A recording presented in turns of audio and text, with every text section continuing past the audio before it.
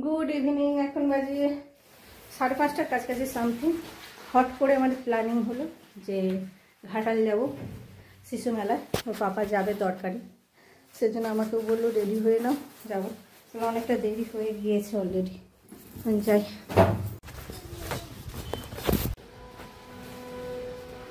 দোকানে এলাম, জাস্ট একটু ওয়েট করছি। একটা ওষুধ কোম্পানি এসছে, সেই জন্য ওর পাপা গেল। বাড়ি থেকে তো বেরিয়েছিলাম 5:45 সামথিং। আর এই পাশে দেখুন সানসেটটা এত সুন্দর লাগছে। আমরা কোথাও বেরাবো, সেখানে লেট হবে না। ওষুধ কোম্পানি এলো, আর একজনকে এলো। এই করতে করতে প্রায় 5:30 বেজে গেছে। সূর্য তো ডুবো অবস্থা। এই যে নদীতে চলে এসেছি, নদীর কাছাকাছি। এবার নেমে পার হতে হবে, মানে হেঁটে হেঁটে যেতে হবে। এটা তো সানসেটের কিছুই দেখা গেল না। একটু আগে আছে নদীর ধারে, সেই যখন আমরা ঠাকুর দেখতে গেছিলাম এত সুন্দর লাগছিল নদীর ধারে সানসেটটা দেখতে।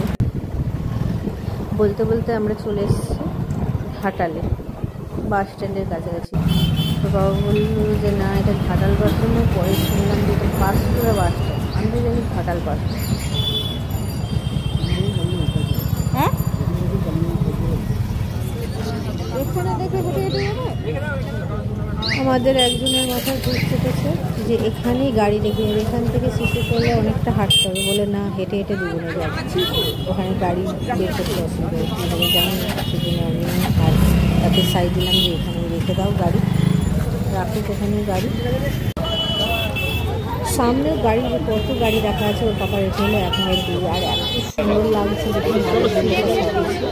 বলতে বলতে আমরা শিশু মেলা ঘাটালে ফার্স্ট চলে এসেছি গেট নাম্বার 1 এ।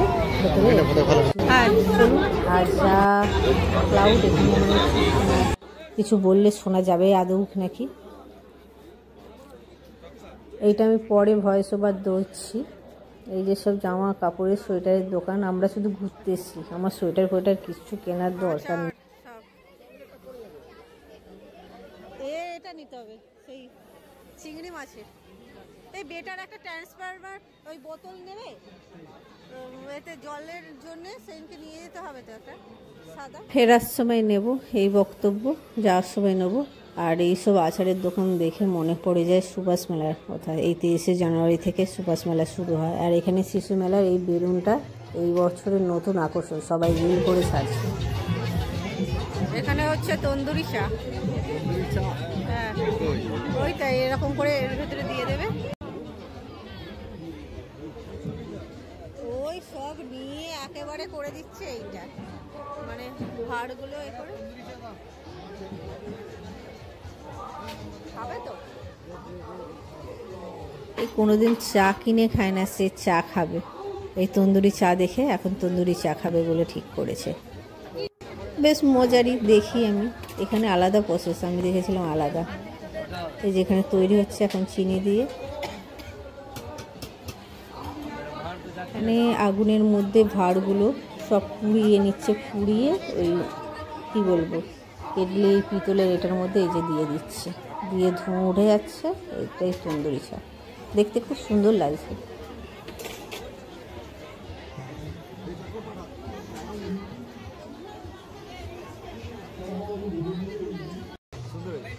সুন্দর হয়েছে।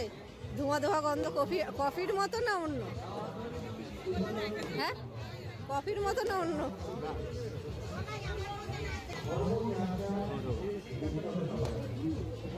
তন্দুরি চা খাওয়ার পর এখন গেলাম স্টেজের কাছে। আর আসার সময় দেখলাম মোমো বসেছে। তো বাবাকে বললাম চলো একটু মোমো খেয়ে আসি, তারপর অনুষ্ঠান দেখবো।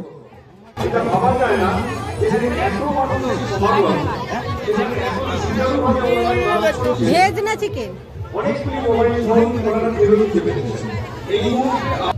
আমাদের প্লেটটা রেডি হচ্ছে, কি ওপর দিয়ে ছড়াচ্ছি জানি না। এখন বিরিয়ানি ছেড়ে আমার মোমোটাই ফেভারিট হয়েছে। এখানে আবার স্যুপ নেই, 2 রকমের সস দিচ্ছি। ট্রাই করে দেখি কেমন লাগে। চলো স্টেজের ওখানে। স্টেজের পেছনটা ডিজিটাল করেছে, পুরো ডিজিটাল দেখাচ্ছি জুম করে। এই যে ঘাটাল উৎসব দেখা যাবে না, অনেকটা দূরে। মোমোটা ছোট, খেতে খুব ভালো। আর এই কাছে হচ্ছে ভাবছি দুটো বাড়ি পড়ার এই হিলে প্যান্ট নেবো, ফেরার পথে তখন নেবো, এখন মেলাটা ঘুরি।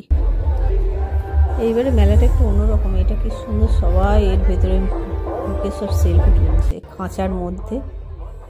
দেখি আমরাও দুটো সেলফি নিয়ে নিই, একটু ভিডিও করে নিই। চলুন যাই। ভেতরের মধ্যে খ্রিস্টাল দিয়ে সব কিছু আর লাইটিংয়ের ব্যাপার, এর মধ্যে লেখা আছে শিশু মেলা। সবাই এখানে এই যে সেলফি। নতুন খাবার দেখলাম, এটা কি জানি না, পনিরের মতো নিরামিষ ভোগীদের জন্য। এই জিনিসটা একটু নতুন লাগলো, বার কাউন্টারের মতো ককটেল না মকটেল ঠিক বলতে পারি না, মানে শরবত যাকে বলে পানীয় জল, এখানে ওরকমভাবে বিক্রি হচ্ছে মেলা। আর এই যে পাওভাজির দোকান,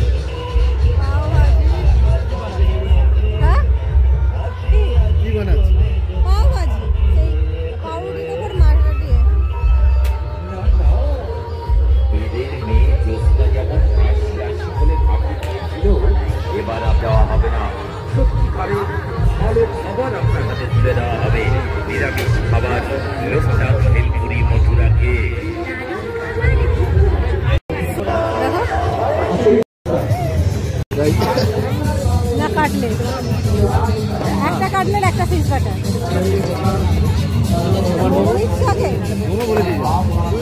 বললাম আমি এই ফিশ বাটার দেখি।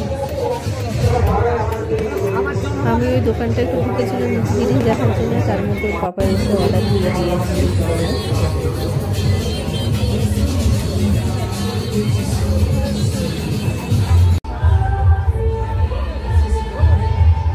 দাদা এটা কি ফিশ বাটার? এটা ফিশ বাটার কত করে?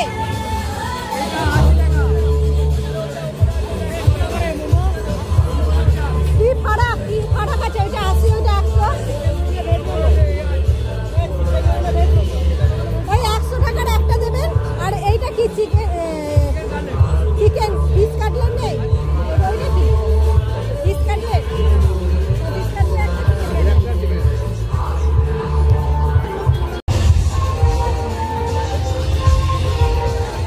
মোমো খাওয়া হয়ে গেছে, এখন খাচ্ছি স্যুপটা।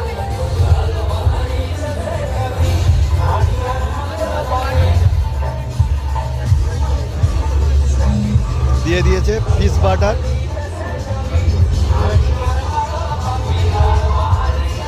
আর এটা হচ্ছে ফিশ কাটলেট। এই যে চিকেন তো বাড়িতে খাওয়াই হয়, ফিশ বাটার এটা ট্রাই করব, বাটার আর এটা।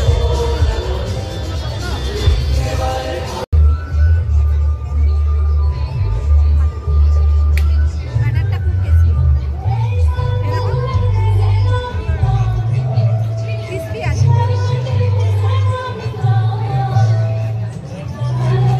মাছের পরিমাণটাও আছে, দেখো দেখা যাচ্ছে,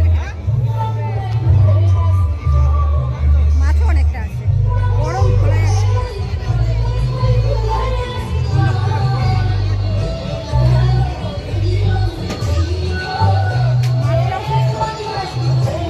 ফিশ কাটলেট ওরা খেয়ে দেখবো কেমন টেস্টি হয়েছে। মাছের মুখটা দেখতে পাচ্ছি ভালোই আছে, ওটা দেখে যাওয়ার টেস্ট কেমন।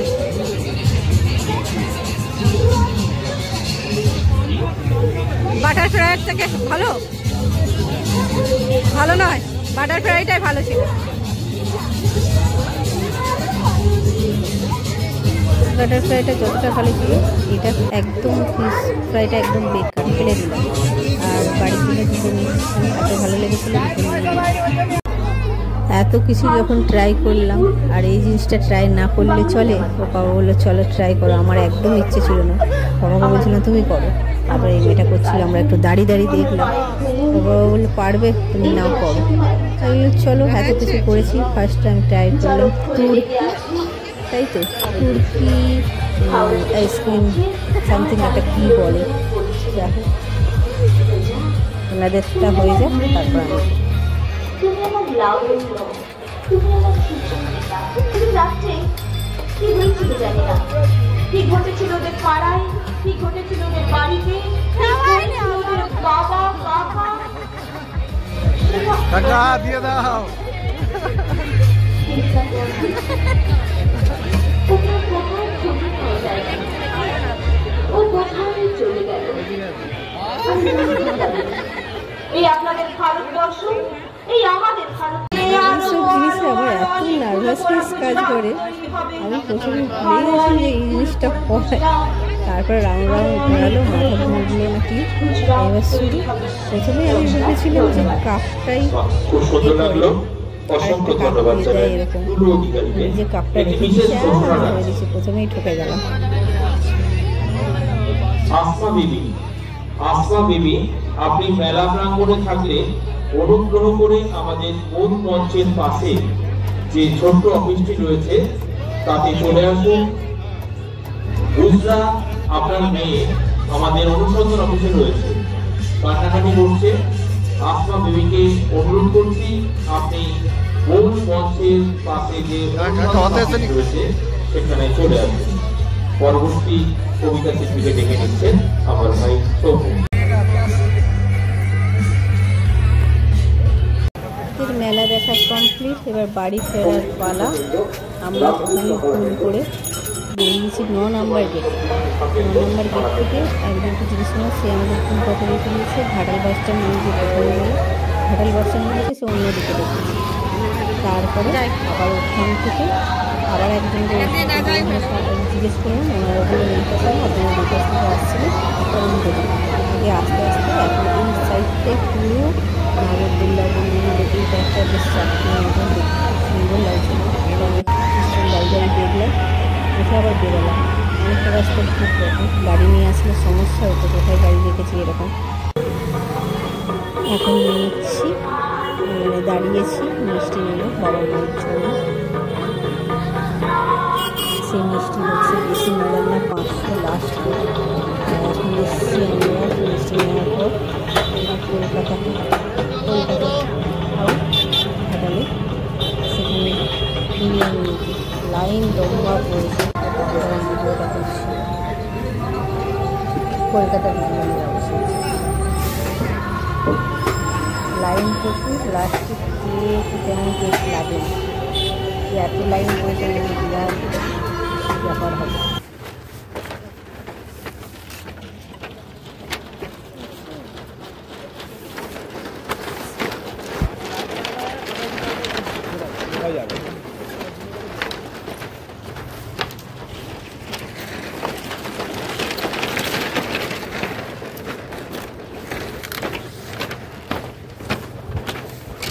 পাপা এসে বসে গেছে ঠাকুরের ভোগ প্রসাদ খেতে, আর এই পাশে বাটার ফ্রাইটা দিয়ে খাচ্ছে, আর রোহানও খেতে বসেছে।